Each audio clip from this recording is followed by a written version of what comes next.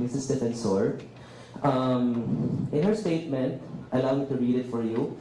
She said that this is part of a relentless pattern of harassment and the collateral damage is devastating.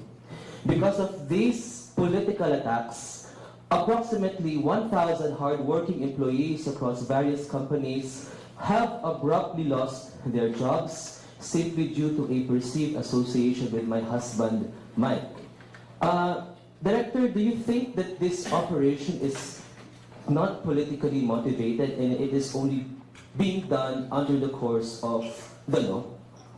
Well, unang-una, no, yung statement niya, she has the right to say that statement, pero this operation is a rescue dun sa mga victims ng human trafficking.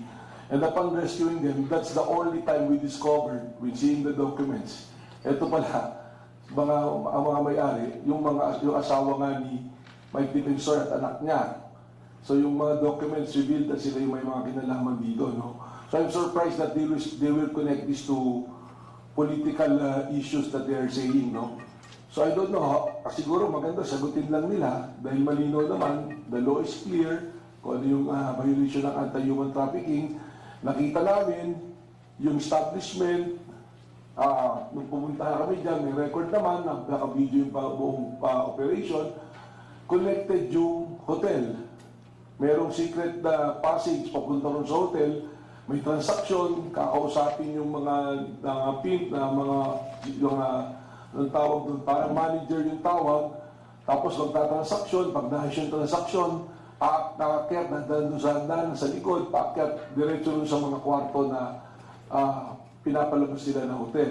And it so happened, the hotel is owned by Serene, kung saan presidente yung asawa ni dating Congressman Mike Defensor. Assurance to Mike and some of the people from the other opposing camp, if I could put it that way, regarding this regarding what she calls as this political attack on the family, on the Defensor family as well. Your personal appeal lang po, sir. Well, una-una, no, you have to face the law. No? Kung meron kayong ginawa na illegal, dapat panagutan. Nung nag-operate sila nito, dapat naisip na nila nito.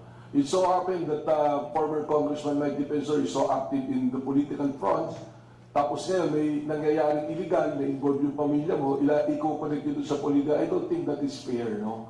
That is not fair to the men and women of the law enforcement and including the government offices na nagtatrabaho ng maayos para ipatupad yung mga batas natin, ano?